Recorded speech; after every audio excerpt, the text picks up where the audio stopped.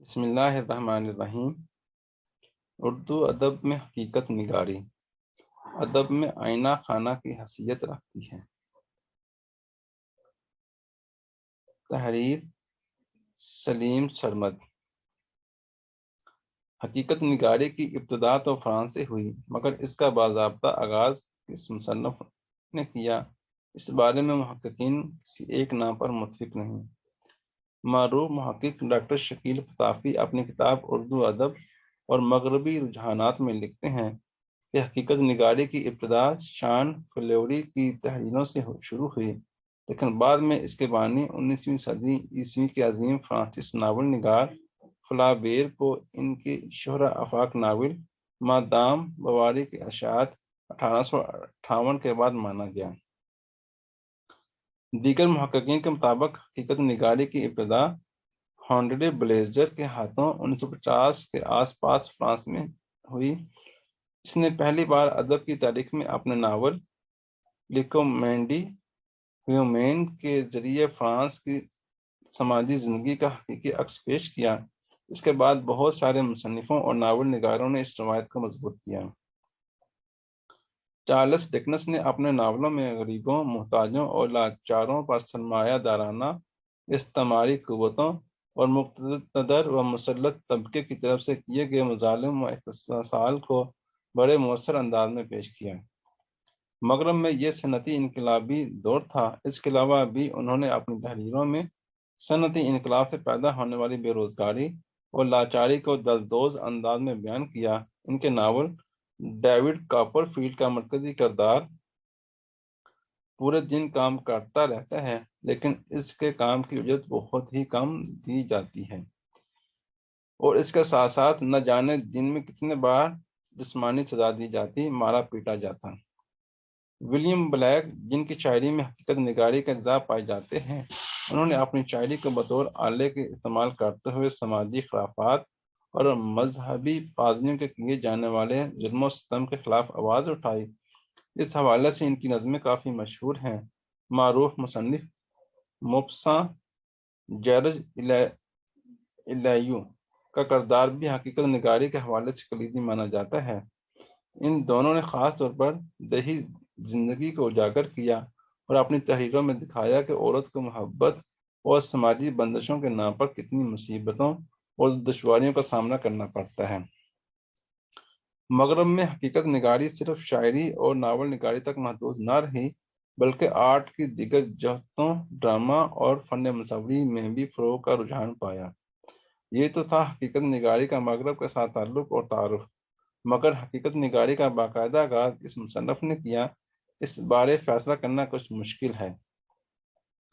مشرق ہندوستان چونکہ اس وقت مغربی اور برطانوی تخت کے زیر تسلط تھا، اس لیے مغرب کے مشرق میں وارد ہونے والے دیگر رجحانات کی طرح ادب و ثقافت اور مغربی ادب کے ساتھ بھی ہندوستانی سماج اور ادب پر پڑے۔ مغربی ادب کے انگریزی سے اردو میں تراجم ہونے لگے، اور اس سے لیے مغربی ادبی تحاریک اور رجحانات، مثلاً ترقی پسند تحریک، وجودیت، ڈاڈازم، سریلیزم، فطرت نگاری، علامت نگاری اور حقیقت نگاری کے اثرات بھی ہندوستانی ادب، اردو ادب پر بہت گہرے پڑے۔ جہاں تک اردو ادب میں حقیقت نگاری کا تعلق ہے، تو یہاں بھی اسے نمودار کرنے کے حوالے سے محققین کسی ایک نام پر متفق نہیں۔ کچھ محقق اس کی رونمائی پریم چند کے قلم سے منسوب کرتے ہیں، تو کچھ اس کی ابتدا سر سید احمد خان کے ہاتھوں سمجھتے ہیں۔ رومانی تحریک نے ادب اور شاعری کی دنیا میں جو انقلاب برپا کیا تھا، اس نے زندگی کے مادی بوجھ سے کسی حد تک نجات حاصل کر کے آسمانی رفتوں میں پرواز کا رجحان تو پیدا کیا۔ ایک لحاظ سے حقیقت نگاری رومانی تحریک کی ضد تھی، اور بجائے قیاس اور تصور کی زندگی کو اس کے اصل رنگ اور روپ میں پیش کرنے کی صحیح میں نظر آ رہی تھی۔ اگر ہم پریم چند کے بجائے علی گڑھ کی تحریک کو حقیقت نگاری کی ابتدا سمجھیں، تو اس کے لیے وجوہات کو سمجھنا ضروری ہے۔ یہ وہ زمانہ تھا جس میں برصغیر کے مسلمانوں کے ذہنوں پر انتہائی قدامت پسندی کا غلبہ تھا۔ معاشی تزلزل اور سیاسی ابتری نے مسلمانوں کو ذہنی امراض سے دوچار کر دیا تھا۔ وہ بد دل ہو کر روشن خیالی اور ترقی سے آنکھیں چرانے لگے تھے۔ اس زمانے میں وہاں کی ادبی روایت بھی کچھ صحت مند بنیادوں پر استوار نہ تھی، جس کی بدولت وہ صحت مند افکار کی تبلیغ و تشہیر سے قاصر تھی۔ ان حالات میں سر سید احمد خان نے ادب کی اہمیت کو سمجھتے ہوئے اس کی افادیت کو برتا، جس کے نتیجے میں انہوں نے اردو ادب کو رومانیت کے تخیل اور تصور کے بجائے حقیقت نگاری کا طرز دیا، مگر حقیقت نگاری کے حوالے سے جو پختہ اور صحت افزا ادب پریم چند نے تخلیق کیا، وہ یقیناً اپنی مثال آپ ہے۔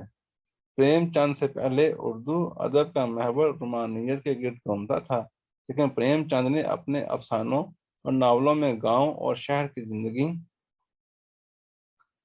کے حقیقی عکس پیش کیے۔ بطور حقیقت نگار پریم چند کی انفرادیت یہ کہ انہوں نے بجائے کسی ایک قوم، ذات، فرقہ، دھرم اور مذہب کے تمام انسانوں اور معاشرے سے جڑے ہر فرد اور تمام انسانوں کو درپیش مسائل اور سماجی برائیوں کی نشاندہی کی۔ اردو ادب میں پریم چند کے علاوہ اور بھی کئی نام قابل ذکر ہیں جن کا حقیقت نگاری کے حوالے سے کردار اہمیت کا حامل ہے۔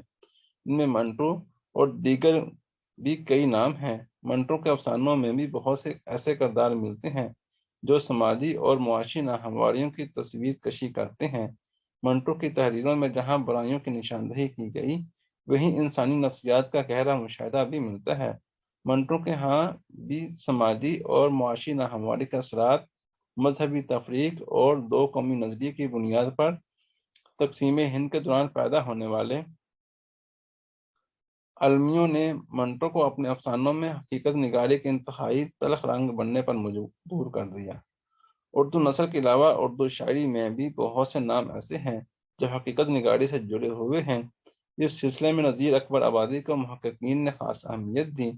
حقیقت نگاری نے نہ صرف قدیم ادب کو ترقی دیتے ہوئے معاشرے کی تعمیر کی، بلکہ اس کی اہمیت کی حامل واضح مثالیں موجودہ ادب میں بھی دیکھی جا سکتی ہیں۔ در حقیقت حقیقت نگاری نے زندگی کے فلسفے کو سمجھنے میں آسانی فراہم کی۔ ان انسانی اخلاقی قدروں کی پامالی کی طرف معاشرے کے فرد کی توجہ دلائی جن کے بارے میں عام طور پر فرد سنجیدہ نہ تھا اور گردن تک سماجی برائیوں میں دھنستا ہوا تھا۔ بلا شبہ حقیقت نگاری ادب میں آئینہ خانہ کی حیثیت رکھتی ہے۔ اللہ حافظ۔